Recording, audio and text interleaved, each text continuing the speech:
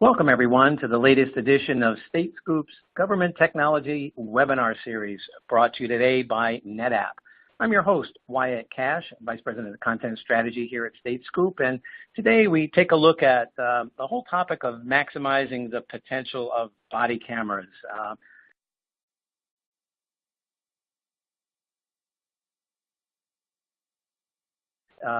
This is a topic that we've seen become increasingly important with the rise of just video data and surveillance in general, and the whole issue of how best to manage it is becoming an increasingly complex one for law enforcement and state agencies far and wide. So today we're pleased to have join us three veteran public sector IT leaders who've tackled some of these issues firsthand and have kindly agreed to share some of the key lessons they've learned. And first, I'm pleased to welcome Ted Hayduck, who's Consulting Solution Architect at NetApp. Ted, welcome to the program. Thank you, Wyatt. Pleasure to be here. And also joining us is Brent Edmonds. Brent is President and co-founder of Stone Security, which does a lot of work in this space. Brent, really pleased to have you join us as well. Thanks, Wyatt. Great to be here.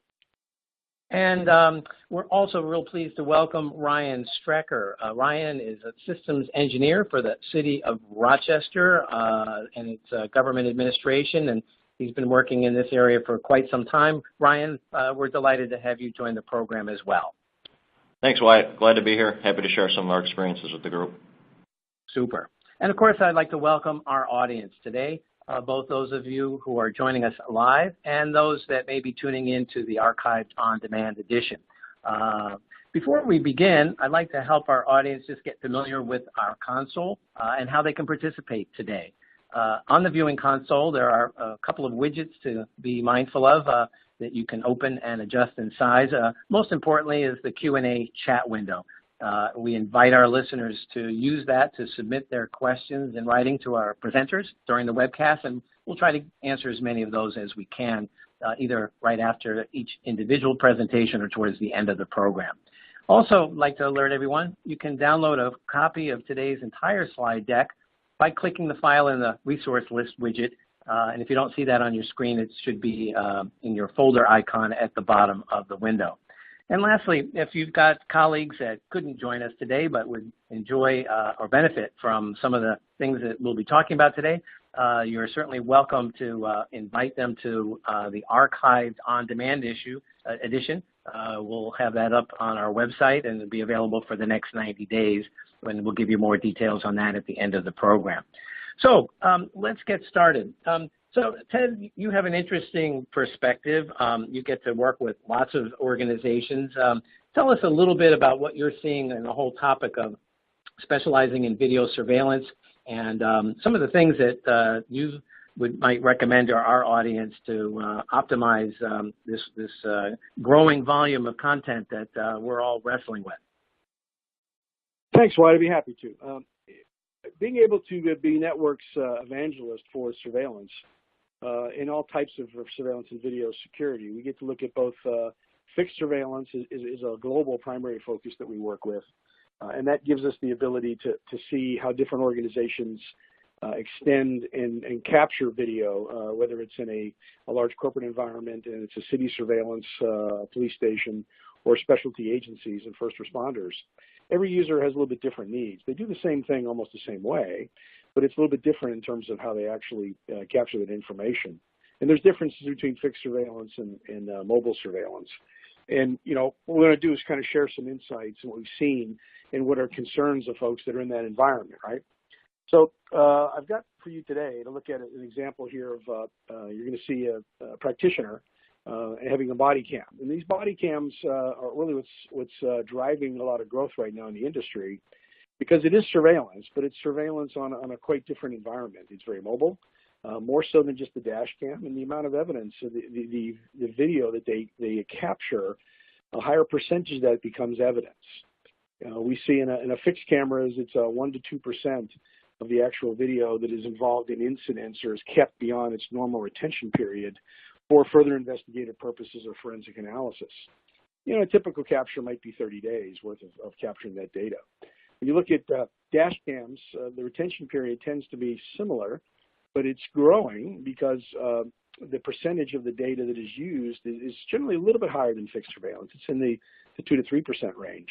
But when we start looking at body cams and the way they're being used now and the need for these capabilities for police transparency and protection for both officers and citizens, the amount of data goes up in terms of what it actually is retained. We're seeing more like 4 to 6% is actually becoming evidentiary.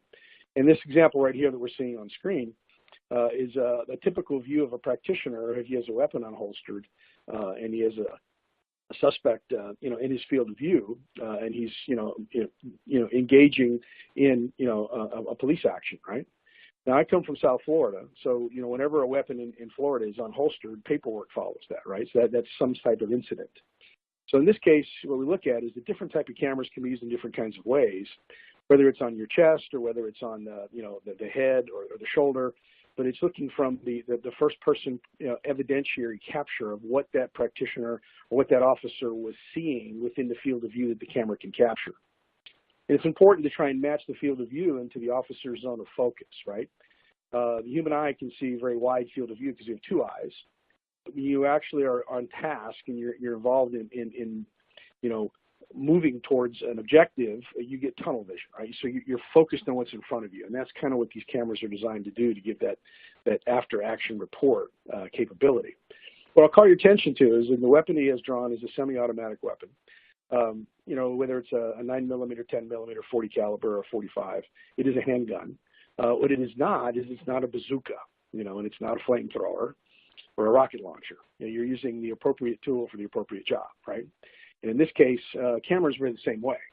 And what we look at is we try and have a definition capability of what it is are we trying to accomplish? What is the mission that we're trying to get at here?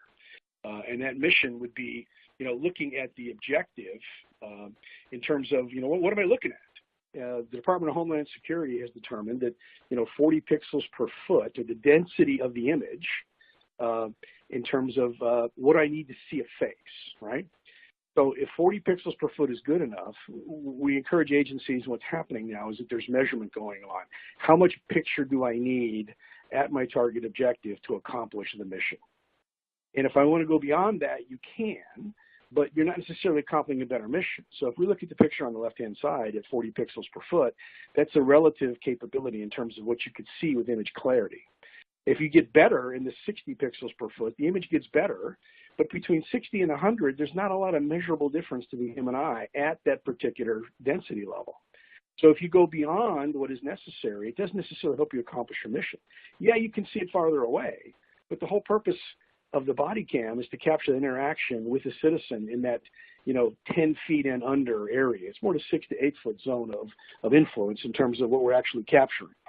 So what we're looking here is using the right tool for the right job. Now what that does is, we looked at the previous slide, we talked about how much data are we talking about. And imaging is all about data. And from the data perspective, the more you capture, the more you have to store. So you want to capture good enough to accomplish your mission objective, but not so good as to be problematic in terms of how do I deal with this information. And we're finding that body cams are generally stored a little bit longer than the average environment.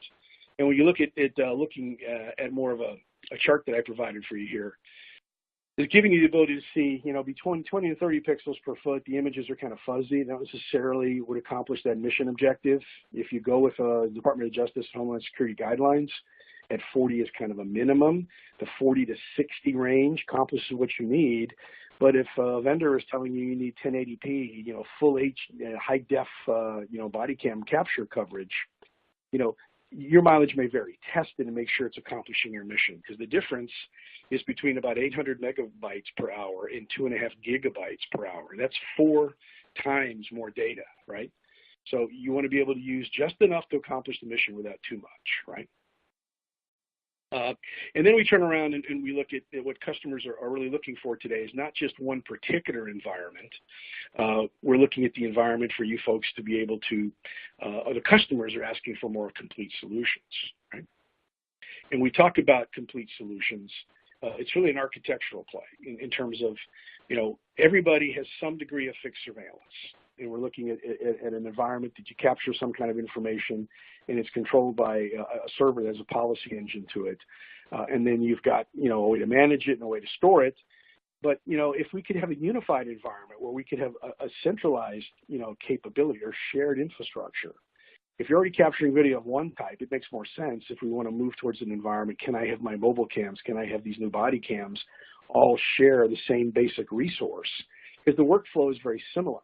It goes to particular users, whether it's management or whether it's full-time users, whether it's being displayed in a tactical way like on a display wall, or it's being shared with external capabilities, and then some kind of evidentiary capture when you look at the data. And we'll talk about that in a little bit in terms of data. And you're going to hear from later on today, from our integration partner, Stone Security, that has the expertise from law enforcement to help you understand what policies look like and how you implement this technology that works best for you. And then you're going to hear from one of our clients that has been done this and has had some lessons learned and things that how they're doing it and how it has an effect for their environment. But there's many ways you can do this. And one of the ways that we want to, be able to talk about is, what are your choices? Whether you're going to do it in-house, whether you have someone do it for you as a capability, right?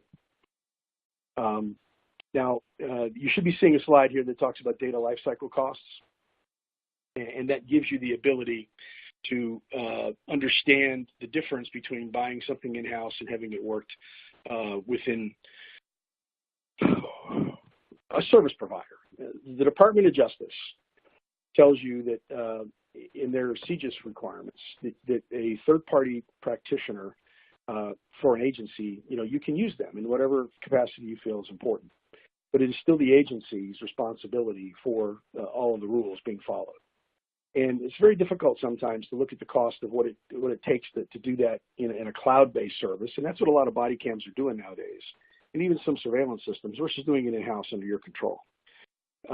If you're a larger agency and you have lots of technical resources and you understand the issues around data lifecycle management, and then you certainly can go and have a lot of options in how you deploy the infrastructure. But when you look at smaller agencies, and the majority of policing agencies are those 100 sworn officers and under, an overwhelming majority, it leaves some things to be desired in terms of costing. So we've taken a look at what's out there in the marketplace, and if you look at apples to apples from a cost of pure storage, in this case, net additional storage over the base budget you would get if you use a cloud provider, they're around 5 cents per gigabyte per month based on a long-term contract to store that information. If you were to buy storage, and that's NetApp's primary business, we're the largest independent provider of storage in the world, you're around 0.5 cent per gigabyte per month to take it in-house. Now, that's not the cost of everything, that's just the cost of storage. But it's an apples-to-apples comparison because you still have to have the personnel charge and the time to do the processing and the upload of the data, no matter which area you use. But understand what type of contracting environments are available to you and what they mean, right? What is the cost to store the data? Does it include the cost to view the data? Does it include cost to download a safety copy if you want to do that? How do you get away from the service if you want to change it over time? What is the cost to audit the environment? Because if something goes wrong, the Department of Justice would be coming to the individual end user agency for issues, not the service provider. That is then the agency's issue to go get relief from the service provider. So just look at the contracting documents and understand what are your costs to own, operate, and what are your liability issues over a long period of time. And we find that smaller agencies are very much biased towards having control of their own destiny in-house. And that's always something that's very important to be able to give you the ongoing forward-looking environment. So I've also given you some leave-behinds in terms of what we're seeing in terms of the drivers for surveillance, right? Controlling your own destiny, making sure that you understand, who's responsible for criminal justice information, whether it's a compliant provider, but it always ends up on the end-user agency to be able to do this. And then what are the service level agreements and what type of, what is your total cost of ownership? And look for that fixed cost over a period of time. So there are no surprises in year 2, year 3. It's very important metrics to work with. And then we look at finally, what are the key metrics we're seeing in terms of body cams and the issues, because they're much more complex than just fixed surveillance where you set it one time and then it pretty much runs unattended over its life cycle. How many cameras do you actually need? We're seeing a best practices and moving right now of officers being assigned an individual device. not sharing devices. We see that trend develop with radios, and certainly cameras are kind of falling into that. The number of how many hours per shift are you going to record for cameras? This is based on policies are very variable. There are a lot of available policies out there. New Hampshire has considered a best practice, so does California, like Oakland, that different agencies can look at to model individual policies because it's different by jurisdiction. But no matter what size shift you're looking at, if you trust the officer to turn it on and turn it off over a period of time, it's between 1 3/4 to 3 hours per shift is the actual amount of video that's being recorded. You need to know how many shifts you're looking at. You need to know how much space 1 hour recording takes. Please test it. That gives you the ability to know what you're dealing with. And then your policies will dictate how long you save everything versus what percentage of that video becomes evidentiary. Evidentiary, there are very much rules in place, whether it's an incident, whether it's ongoing investigations, it's a complaint or special training circumstance or other special circumstances. There are good policies already in place in terms of identify what that data set will look like. And we see that the numbers very rarely exceed 5%, and 6 is probably the highest we've ever seen. And then once it becomes evidence, it's pretty much retained forever. We wanted to give you some examples of what that looks like in terms of actual data sets as I'm bringing my words to a close here. There is an example here of 50 cameras recording 3 hours per shift, 6% is being evidentiary, using 782 megabytes per hour, 6% is evidence, 90 days for everything, 5 years considered forever for everything else, and that shows a total of about 23 terabytes worth of data. It's very manageable for an in-house setting for any agency. And I break it down there for the gigabytes per camera for that rolling 90-day bucket. And then evidentiary, it's about 144 megabytes per shift. So these data sets are not so large that they can't be managed easily. And what clients are looking for is the options to be able to have the ability for complete solutions. We've worked very closely with our team, and which Stone is a part of, to deliver that complete opportunity with one throat to choke in terms of all the hardware, all the software, different types of camera choices, customized, delivered, and supported for customers over a 5-year period. It's not about buying technology as individual pieces now. Customers want to solve problems, and that's what we're looking for to solve within the environment. And then finally, I wanted to give you some the lessons learned on body cams. This is more of a leave behind for you, summarizing what we talked about earlier in terms of you should be able to get very good coverage at less than a gigabyte per data per hour. You know, how long do you keep everything? What is the evidentiary looking like? And then some examples of what costing would look like. It says that it looks like we're on slide 13. So my final slide is slide 14 here, which is the lessons learned. And then that would be the end of my comments. And I'd like Wyatt, send it back to you for questions. Very much appreciate that, Ted, and I hope we didn't rush you too much at the end there. But I think what you laid out is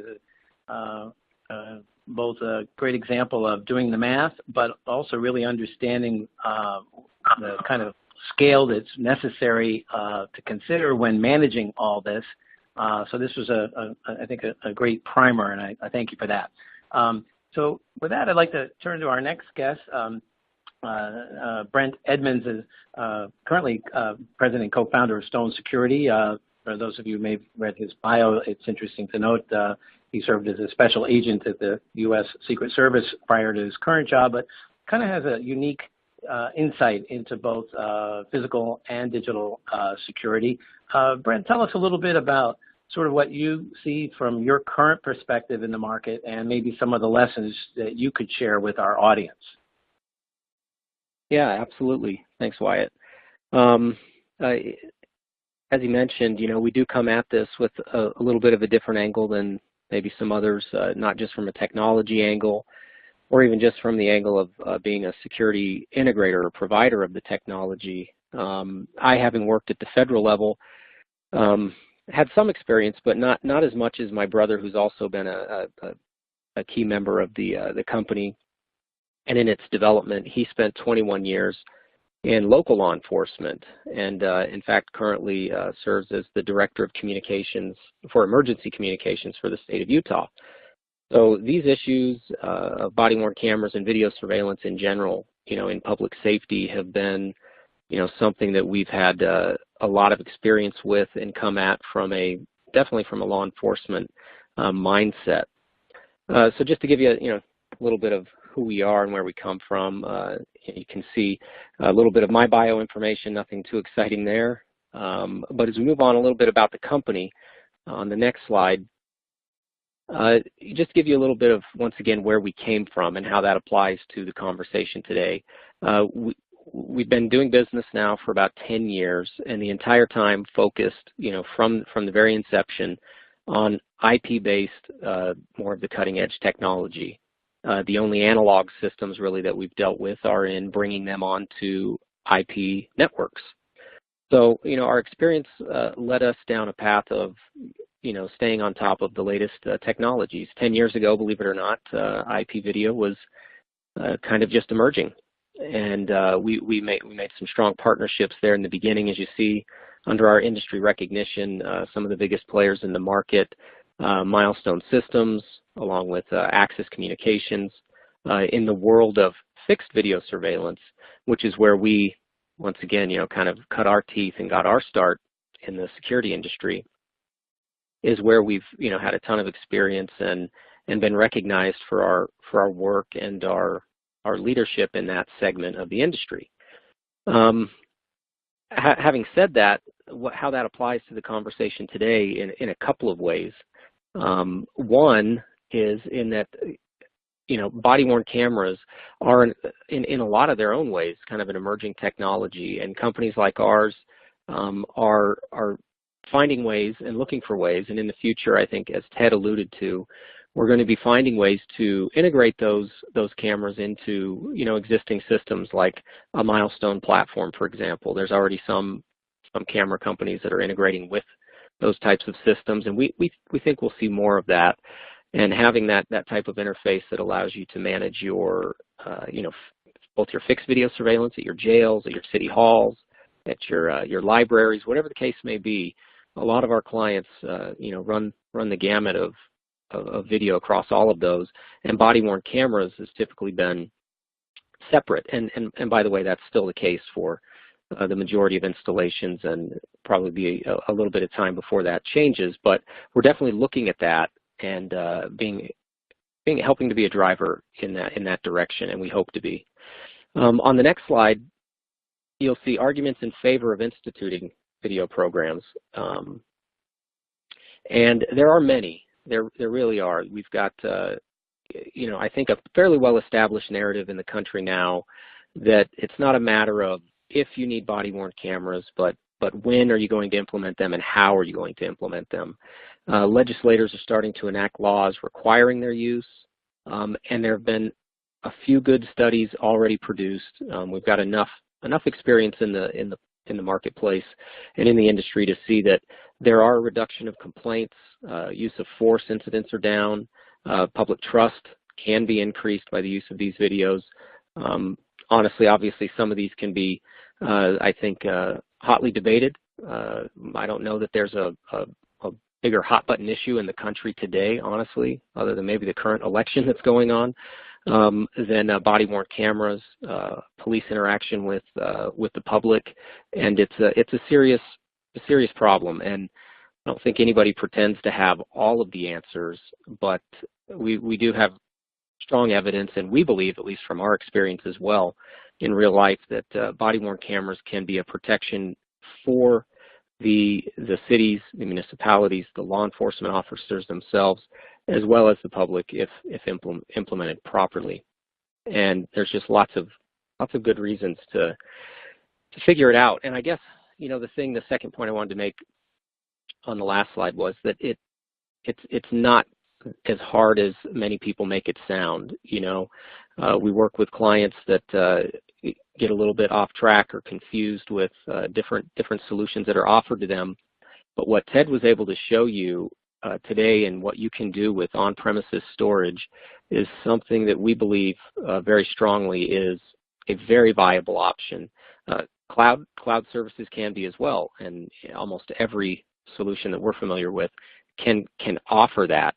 But on-premises storage can be done easily, affordably, with storage arrays, provided by a company like NetApp, where it's, military-grade redundancy and reliability. you can confidently design, and we can help design on-premises solutions that allow institutions and organizations to manage the video and to do it in a cost-effective way that is not overbearing administratively. It can be done very, very simply. Now, don't know that we have time to get into all the administrative costs today. There's certainly challenges that all body-worn camera users run into with issues related to redaction and managing requests for video, et cetera. But those really get more into policy and not a topic for today. We could do an entire conversation just based around that. But suffice it to say that on-premises storage, with the body-worn camera solutions that we like to design and that we can implement are very viable and, in our opinion, the right way to go. Just real briefly on a couple of slides here, I also wanted to point out just a couple of case studies. I'm going to go through them briefly simply because we have a more current, more pertinent case study that's going to be talked about after me here, and I think will be a lot more informative. But as you look here as an example, of a large implementation of a body-worn camera provided by Safety Innovations, a company that's been in the business for about 10 years as well, which is unique for the body-worn camera industry. The first, in fact, to release a body-worn camera. But Calgary Police Service, and maybe what's important to maybe point out here is the reasons why they decided to use the products that they did. They were looking for simplicity. They were looking for rugged cameras and something that was easy to use and would stand up to the stress that they're going to be put under in policing, which we all know is significant. So those are the things that came into play in their selection of products and how they designed their system. And once again, after I'm done speaking, you'll be able to hear a little bit more about an application that is more current. On to the next slide. We have one here about the City and County of Denver, and what this one is meant to touch on is to bring that conversation back around to a holistic approach of video surveillance. And not just think about body-worn cameras, but to think about your jail cameras, to think about those cameras at City Hall and on city streets, connected, whether it's via wireless mesh or by other means. This is the direction we hope that we're able to, work with our customers and drive our customers is into a solution where they're able to have all of their video managed, by a platform like Milestone that is open architecture. Those are some principles we believe in very strongly, that you should be looking to implement systems that have open architectures, right? And that's not always easy to do in the body-worn camera side of the business, at least not currently, but something that we would want to, and today introduce to you, at least into your thought process, and see what you can do and what we can do to help you, find those solutions that will be more flexible and allow you to have a single user interface, down the road. And cities like Denver that have, a Milestone system in place that allows them to have some flexibility moving down the road. Talking real fast here, so I apologize if skipping over anything, but final slide that I have was another case study and really just showing the Jamaican Constabulary Force. And why do we talk to you about Jamaica? This was actually in support of the State Department facilities there, and once again, looking for a very rugged solution that was easy to use and reliable, and that's what they were able to put together and they were able to provide for them.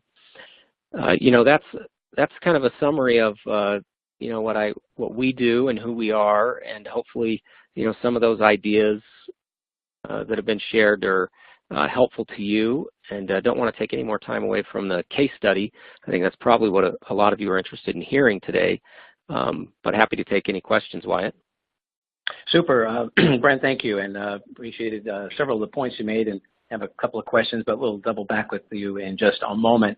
But we want to hear now from Ryan Strecker, systems engineer at City of Rochester. Ryan, you've been working with the city since 2010, I think, and have been fairly involved in computer security, enterprise architecture, and so forth. Tell us what you're working on and some lessons maybe that you could share with our audience. Sure. Thank you, Wyatt. Yeah, this is Ryan Strecker here up at the City of Rochester. I'm a systems engineer, like Wyatt said. I've been here about 6 years now. My main responsibility is actually in the data center, so I'm more of a technical guy. I was brought onto the body camera project as the technical lead. So there you can see just a little bit of summary about me and what I do here. And then down at the bottom of this slide here, talking about the total employees at the city, the more important number to this conversation is the law enforcement number. So we got about 1,000 RPD, Rochester Police Department folks, 700 of them being sworn. All of them, and we were talking about a little bit earlier in the presentation here, we have taken the approach that each officer has been assigned a body camera, sort of following with best practices in the industry and what we've seen other departments do. And then again, for any of the other technical folks on the call, I just wanted to sort of set the stage and give a little bit of a context to our environment from the data center's perspective. So we are a NetApp Cisco shop. We use what are called flex pods, which is a combination of Cisco and NetApp technologies. We have 8 production servers in our data center, 8 production Cisco UCS blades, and then 8 UCS blades that are used at a disaster recovery site, which I will talk about and how it relates to the body camera project. And then there's our NetApp footprint as well. So we use a lot of NetApp FAS for our production data storage, and then a pretty large E-Series platform, excuse me, with much of it being for the body camera project. So we bought a lot of storage for this, and I'll talk about the breakdown a little bit more later on, but we bought 1.5 petabytes, and the main reason was the density of the E-Series platform. We made the decision to do it on-premise here, and the density of the disk, we were able to get such a large amount of storage for a very aggressive price and get it on site here, with the assumption that down the road we are going to not only store body camera footage in here, but also other digital evidence. So the system we selected is by a company called HD ProTech, is the software vendor. They are able to not only absorb body camera footage from MES Lawman, which is our camera manufacturer, but also import data from any digital source, DVRs from a corner store that might have caught something on the street, our fixed surveillance system that we do have throughout the city, we've had that for some time, or any other form of digital evidence that an officer might bring to a case. Talking a little bit about the deployment here at the city, we are a docking station-based deployment, so the officers pick up their camera off the dock at the beginning of their shift. It's charged overnight as it's sitting there, and when they're done on their shift, they bring it back and they dock it. The camera will then charge and upload all of its data up to our central repository here at the data center. I talked a little bit about connection there. We are fortunate enough in the city of Rochester where we have very good connectivity to all of our substations. So we have 10 gigabit fiber, dedicated fiber from all of our police substations back to the primary data center. That was a big conversation even before we selected a vendor, right? You want to have whether it's cloud or on-premise, you got to have the bandwidth to bring it back. Talk up here about our camera deployment. So we do have 100 today. That was as of last week. We just passed the 100 mark. We are very much at the beginning of this project. We will have just over 500 cameras deployed once the project is completed. That'll be towards the end of the year, right around January. We took the approach with the training that we would take at least one what we call super users. So they are actually police officers, patrol officers, a little bit more tech savvy maybe than some of the others on the staff, and they were very willing to come on board and get trained ahead of time. We did that so that there would be a hierarchy of support between the patrol officers. They'd be able to call someone that's on shift with them. It could be 3 a.m. They don't have to call the help desk here at IT. They can get immediate support from someone who speaks their language maybe a little bit better than a help desk personnel would. Like I said, we got a minimum of one of those per shift. And then I touch here a little bit about our retention period. So I know Ted was mentioning the 90-day mark. We've seen that be very common throughout other agencies that we've talked to. We've actually gone to 180 days for all video. The police department has driven all these policies, and I mention it later on, but IT, we don't pretend to own the data. We'll store that for them, but we make sure the police department sets all of their policies for data retention and understands them. And they chose 6 months as the retention period for all video, regardless of whether it's tagged. What we do is the officers have the ability on the camera that we selected to tag the footage based on 10 different categories today, and then the categories that they tag it with actually correlate to a retention period. So like I said, there's 10 of those today. That can be adjusted. Very much in the infancy right now with the deployment. That could change as we go on. And then about the support structure. So I know this is a big question for a lot of PDs that are starting to look at body cameras. It's not so much the tech, especially if you have a dedicated IT department like we do here at the City of Rochester. It's more about how do we support this thing outside of the IT world, right, from even just the camera's perspective. So when this project kicked off, we started looking at body cameras in 2014. We selected the vendor and signed the contract just this past February. Before any of that even happened, a dedicated lieutenant was identified as being the head of our body camera unit. They work directly with the chief and his deputy chiefs to hammer out the policies and manage all of the day-to-day. Officers do call him with questions before they call IT. Again, a little bit seeing eye to eye, an officer being able to work with another officer that they're comfortable with has helped with the adoption rates and the officers being comfortable with the cameras. And we've also brought on a full-time civilian RPD employee, more of a technical person, being that we have distributed docks throughout the field at our 5 police location substations. This employee is on the street a little bit more than us in IT. He will go manage the docking stations if there's an issue there.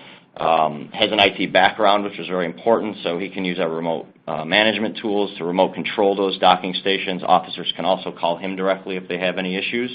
And then coming up here, which we haven't done yet, but we're looking at about half a full-time equivalent employee that will be an IT employee that will work very closely with the civilian RPD employee to help with even more of the technical issues that might come up. Updating docking stations. If a docking station dies or the hard drive dies inside of the docking station and there needs to be a repair done, that IT employee could dedicate up to half of their time to assist in any issues that come up. And then on the IT side of things, my job in the data center, we, just like any of our other production systems, we treat body cameras like any of the other production deployments that we have. We manage all of the networking, storage, and servers that power the environment. And then some of the lessons learned, I mean, again, I admit we're very much at the beginning of this, being only having 100 cameras on the street today. We learn things every single day. But the most important there is at the top and that the police department owns their policies and all the policies concerning the data retention. Again, IT was there. We were very fortunate to be involved at the beginning of the program, the selection committee. We have a very good relationship with our police department, which I think is important for any on-premise deployment. But we sat in the back of the room sort of as a fly on the wall and listened to what the officers were asking, and then we would go back and figure out how to do it. But we made sure that the policies were designed and deployed with very little IT input. Of course, we would step in and say, well, you know, we don't want to keep everything forever. You got to make that decision. But we made sure that the police department were the folks doing that. And then officer buy-in, of course. I'm sure we have plenty of law enforcement on the call today.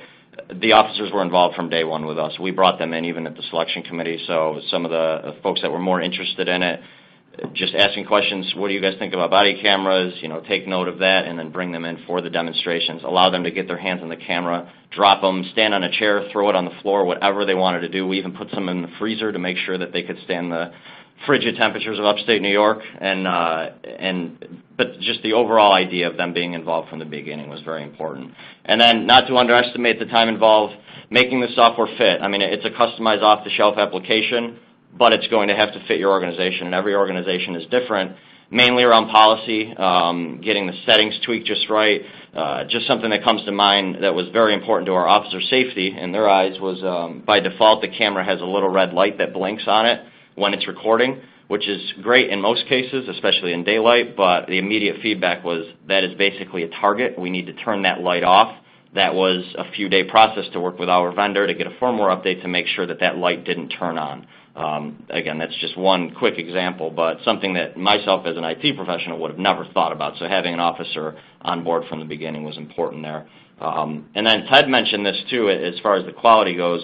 Again, as an IT professional, I want to record at the highest resolution possible with the best quality, and immediately we had officer feedback to say, well, 1080p HD is great and the highest frames per second is great and you can see everything, but the reality is I don't see that while I'm on the street. So if a camera is capturing something that an officer might not have seen, and now we look back at the video and there's a question of what actually happened in that interaction. The camera may be showing something that the officer did not see. So we don't want to put our officers at a disadvantage by recording better quality than they're seeing in the field, and that was very eye-opening to us on the IT side.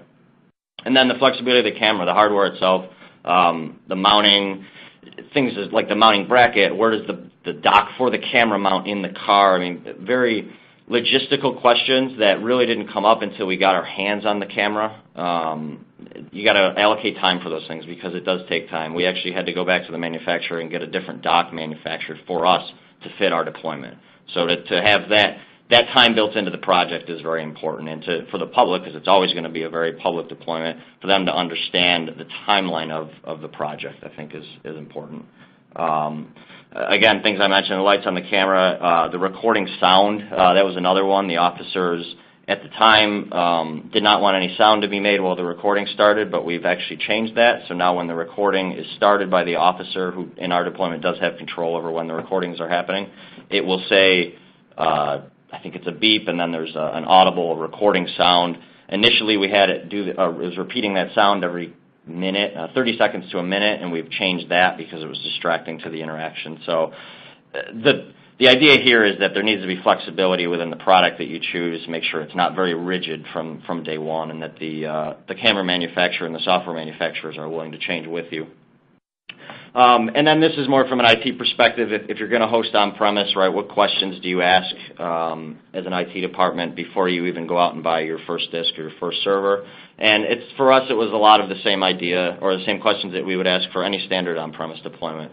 Initial sizing requirements. Ted had a great document there. A lot of the vendors we talked to had a similar calculator. Latency and throughput. So as I said, we're fortunate with connectivity in the city. But if you're operating on maybe some older architecture and DSL lines and even T1s, you got to think about that because it is a lot of data that you have to bring back to the data center.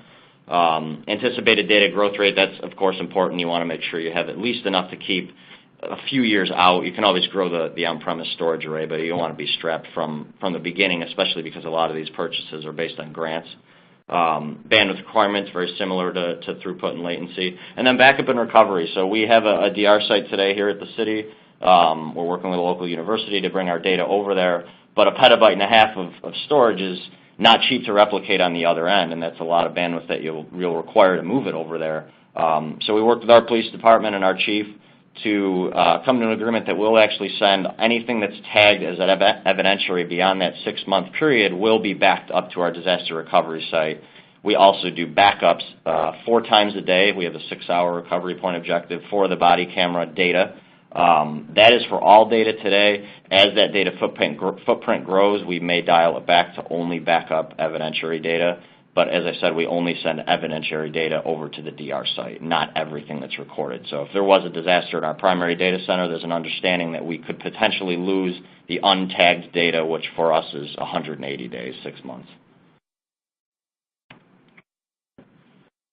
And then just some other lessons learned. I mean, I say here the tech was the easy part for us. We found that aside from just being a very, very large storage deployment compared to what we normally do, the application really doesn't differ from many of our other production on-premise applications we have here. It's a file server with a SQL database and an application that installs on the customer's computer. Our client services team were very comfortable supporting that. Same for us in the data center. We're a VMware deployment, so about 95% virtual servers. This aligned perfectly with our deployment, no issues going virtual at all. And then, so one other thing here that I noted was other agencies. We didn't think about this right at the very beginning, but it came up very quickly once we brought our Monroe County DA on board. Our Monroe County is the county the city of Rochester is in. We need to provide that direct data link to all of this footage because if this becomes evidence, the DA is going to want to see it. Again, fortunate here in the city that we have a direct line with our county. It's a 1 gigabit fiber connection between our firewall and theirs. It's direct. Their building is right next door. Logistically, it was easy to connect for us. But if you have other agencies that are going to need access to your data, don't assume that you're just, number one, going to want to put it on the internet because, of course, that could become a security hole even with a couple of different layers of security for logins. Not sure that your security department's going to want that.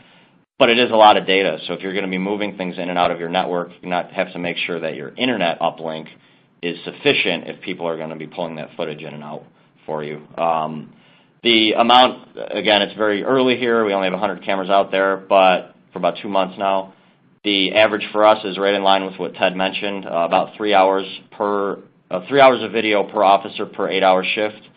We anticipate that number to go down probably a little bit. It's very new, so people are more willing to record everything. I think as they see the requirement to go into the car and do some after-call action to tag the video to make sure it gets categorized correctly, they may stop recording quite as much, but I would anticipate it stays right at that 2 to 3 hour mark.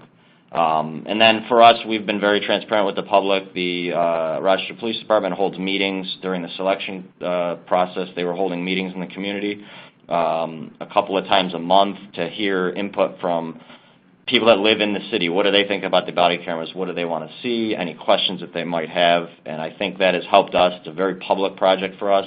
It's helped us tweak the project, number one, make sure it fits the public and get their input, as well as give our perspective or give the police department's perspective to the public before it's actually gone live.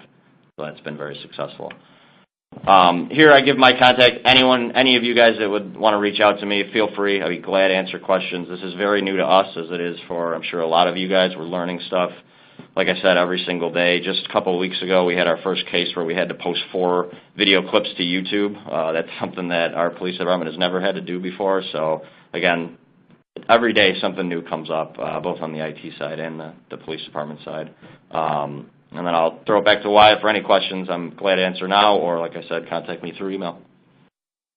Well, Ryan, thank you. That was very enlightening. A number of points that you made that I think was clear. Many people wouldn't think about the blinking light when it's recording, for example, testing for frigid temperatures, probably not a surprise.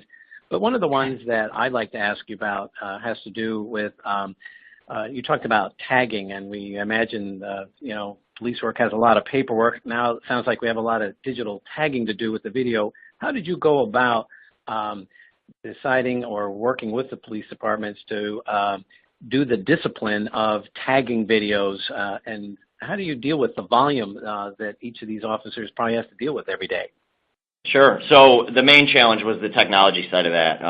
The camera that we selected does have an LCD screen on the back, which helps drive this. They are able to perform that tagging operation right in the car, and not only can they do it on the camera, but our police officers have, like a lot of places do, we have laptops right in the car. So the hardware vendor that we selected, MES Lawman, they also have a very small dock. It's typically used for uploads, but it allows the camera to communicate with the computer with a small piece of software on it to the laptop. So they can actually dock the camera in the car so that they don't have to use the very small buttons on the back of the camera and use the keyboard and mouse to do the tagging in the vehicle. If for some reason they would want to tag and they're not in their vehicle, they can do it on the back of the camera. So allowing them to use the computer to make the process easier has sped that up considerably.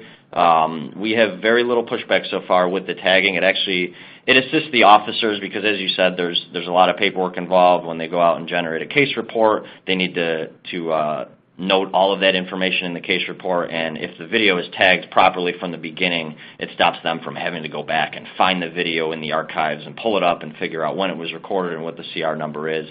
All of that's done right there in the car, very close to when the call occurred, which makes, I think, life a lot easier for the officers.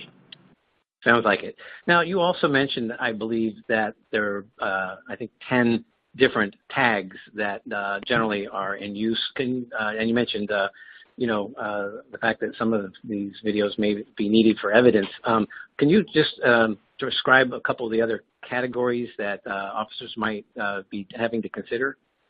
Sure. So I don't know them all off the top of my head, I'll admit, but I know the two that I immediately think of are we record or they tag them as motor vehicle stops, so anything that has to do with a motor vehicle accident or even just a traffic stop, that's a particular category, right? So that gets tagged with I believe our retention period on that is 2 years. So if it's tagged as a traffic stop or MVA, it gets kept for 2 years automatically in the system. The other one that was a little astounding to me was anything that has to do with a homicide is going to essentially be for life. I think or forever. The The number that we came up with was 21 years, but we anticipate having to keep that data forever. So those were the two that stuck out to me. And like I said, the 10 categories are actually, they correlate to a retention period, and that's what we've come up with here at the beginning of the project, but I anticipate that to grow. I think there will be more than 10 as we move on here. Interesting. One of the members of our audience was also curious to know, and I'll ask on his behalf, this is from David, how are FOIA requests handled, and who handles that? That RPD civilian employee that I talked about is actually going to handle all FOIA and redaction. So I know Ted also mentioned redaction. That's a big challenge for us right now. We're looking at a few different products, both on-prem and there are some cloud providers that can do it. Redaction is a weak point. We knew this going in of the software that we selected. I think that's true for a lot of these solutions because they are so new. But that RPD civilian employee is going to be responsible for all FOIA and redaction, in addition to being more of a technical person than the lieutenant is. Great. And I'd like to open this up a little, including Brent on here.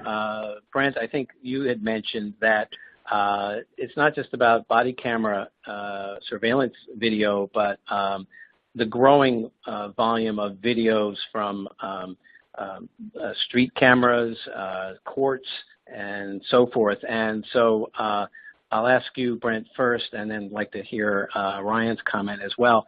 It sounds like there's a larger landscape of video that needs to be considered when we look at these storage options, and presumably a governance structure in some way to be able to work with multiple agencies, not just the police departments. What's your recommendation, Brent, on making sure that we're laying the right foundation for the eventual variety of videos that need to be kept in sort of a law enforcement context? Yeah, you know, Ryan actually touched on that well also when he mentioned that the system that they deployed has a lot of those capabilities, and that's great to hear because not many do right now. And so, I mean, what we're trying to do is, I think it's safe to say that the traditional fixed view video surveillance side of the world, if you will, is a little more mature in that way. You know, there's open platform products that will work with, you know, literally hundreds of different camera manufacturers that allow you to tie that in to a standards-based IT infrastructure like Ryan has built at his department. And he's down that road already, and I think he touched on that pretty well. And so that's something that you want to definitely take into account, though, is, you know, not just your body-worn camera solution, but can that solution, does it have flexibility? Is it open architecture? Most of them are not currently. But how do you get there? And there's some things that can be considered, and mainly just trying to find some flexibility with your products so that they can ingest more than just body cam video. Not always easy in today's current market, but that is changing rapidly. You know, by the month, literally, there's going to be new things coming out there. And Ryan, you mentioned being kind of the fly in the back of the room listening to the police department needs. Are you doing something similar with other agencies to coordinate the video demand? Yeah, so we do, as I said, have a fixed deployment. We have over 300 cameras throughout the city. We have a fixed video wall where there's RPD employees that are operating that 24 hours a day. We've had that for a very long time. We actually use NetApp's E-Series as a storage platform. It's been great for us. It's about 100 terabytes today. But as Ted mentioned earlier, we only keep that data for 30 days. 30 days it rolls over, it gets overwritten. Generally, it's just a lot of noise, right? It doesn't always catch something. So what we made sure was from the beginning, the solution that we picked could, as I said, absorb that data. It will be the police department's responsibility to tag that data in our Genetec fixed video system, extract it from that system, and move it into the body camera system so that it is stored there as evidentiary, because today the footage in that Genetec video system is not treated as evidentiary video. They have the ability to get it out.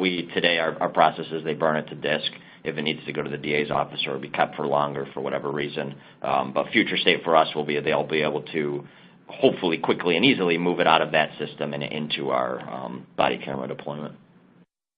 Hey, Ryan, Luke. Oh, yes. So Go ahead. To add on to the comments of both Brent and to Ryan, is that we're seeing the rapid advancement of software and hardware technology far outpacing where policy development is for agencies. So those larger agencies that are very technically competent are trying to blaze a trail of how do you use this technology. What we're finding is these cameras are very capable, and storage, the ability to store large amounts of data is growing exponentially. You know, every year we're adding about 35% more capacity at about 33 to 35% less cost per unit of capacity. So that allows a lot more storage to be done and a lot of automated tools to handle that, which Ryan is an example of how we're doing that at Rochester. But we're seeing these cameras. We talked about video redaction, and that's a concept of video data mining, where the ability to use software to go in and interrogate the video, to turn it into an object, and then be able to measure objects and do things with it.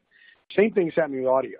So what we're going to find moving very quickly is video note-taking, where officers will be able to dictate the reports into these devices and be able to use it to take still pictures for evidence as well as their evidentiary capture in a person-born environment. And then software after the fact can go process that and create very rich metadata that can then be queried and used by other applications. And that's where the policy issues come in about what do you save, how long do you save it. If it doesn't have any value to anybody, they want to get rid of it quickly. But the faster and more serious the data is, the quicker you know about it. And that's what the retention policy is. And saving everything for 180 days and then evidentiary forever is becoming somewhat of a standard. And it's going to be able to better use that information for transparency and serve the citizens.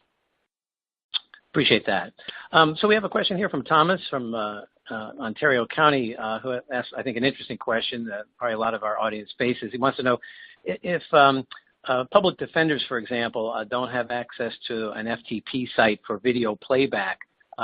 Is there a proprietary framework or codec set that is necessary so that the playbacks will work to the extended group of people who need to look at this? Ryan, I don't know if you could talk to that first. Yeah, I can a little bit. I mean, as I said a couple of times there, we're fortunate enough where right now the only agency that needs access to our data is directly connected. So we're able to work, our client services team can work with Monroe County's IT folks to get our application installed on a PC over in the district attorney's office. The application that we use does encrypt the data at rest. You have to have the application in order to be able to play back the video. You can extract it. The software it's written in standard file formats, and they escape me at the moment. I want to say you can export it as AVIs if you really wanted to. But as I said, it's encrypted at rest, so they need to have the application today to be able to play it. We haven't had to think too much about other agencies that aren't directly connected to us just because we're fortunate enough to have that link today. We did look at, I'll just mention, we have a deployment of Citrix Zen desktops, a virtual desktop infrastructure. You can access it from the internet. It's actually what our police department uses in their vehicles. We tried to make this work in the virtual desktop so that officers could even play the videos in the cars. Today the bandwidth just isn't there, so there's a limitation on bandwidth and being able to smoothly play back that video. As the technology gets better and the video acceleration codecs get better within the virtual desktops, we anticipate being able to offer up this data. It'll still be running here in our environment, but allow external agencies to log into our VDI and be able to watch the video that way, not actually moving the data out of the network, but being able to just view it while it's still here on premise. And we're running near the end of our program, but I think you raised a good point, and I'll press this back to Ted. What do agencies that don't have the kind of bandwidth that Ryan enjoys in Rochester, what do they do to be able to support video playback? Any suggestions? Yes. So what we find is that since most of the agencies we're dealing with in the United States, of the 17,500 and change agencies, 18,000 and change, almost 18,000 of those, the overwhelming majority are those 100 and under, sworn officer size agencies that are always going to be challenged with infrastructure, right? So we're seeing a trend emerge saying, I want to do this in-house. I want to be able to let my officers be able to capture the data onto their local, they all have laptops or access to some type of device, and then have that device communicate through a secure connection to a central collection point. And usually it's 1, 2, or 3 different locations within the different agency. And then keep control of that data in-house. Make the safety copies. They understand how to deal with the rules of evidence and how that stuff can be saved. and then put a safety copy in the cloud if they want to do off-site, off-prem, and then pick and choose how they want to do that. The type of equipment we're talking is very, very robust, and data loss really is not an issue. It's about losing the entire building, if you would, rather than just the architecture that it's on. And then sharing information with other users, the software now can accommodate that fairly straightforward. And you're not kept to share everything. You share only what's relevant to the environment. And that's where your policy development comes in. So the cost of bandwidth is coming down, but it's all about control, about controlling the data, minimizing the liability, taking control of your own destiny with trusted providers that are under your direct control, under your direct ability to do their background investigations, know who you're dealing with exactly, so that your auditing is very straightforward and very simple, which a part of your normal environment you'd work with today. Great. And one last question for Ryan, and then we'll need to wrap up. Luke from the town of Durham wanted to know, what did the IT department really need to do to be prepared for the additional storage infrastructure? And were you ready to go on day one? We were. We have a pretty robust SAN here, so we, as I said, deployed E-Series as the platform, which can do iSCSI or fiber channel. We have an already in place fiber channel SAN, so for us it was just an extension of what we already do. We built the storage as we are comfortable with, stood it up. It's about a half a rack for that full 1.5 petabytes. We had it from the day it came in. I could say I think it took us 6 to 7 hours to get it racked and powered and set up. And the most time consuming was actually just removing the disks out of their individual packages. There's like 360 disks that we had to rack. But again, it was just an extension of our existing infrastructure. We have a pretty robust SAN in place, so it was easy for us to do that.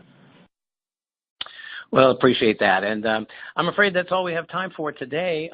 Really fascinating discussion, a lot of good detail. I'd like to thank all three of our guests, beginning with Ryan Strecker, systems engineer at the City of Rochester, Brent Edmonds, president and co-founder of Stone Security, and Ted Hayduck of NetApp. Thank you all very much for the various insights that you shared today.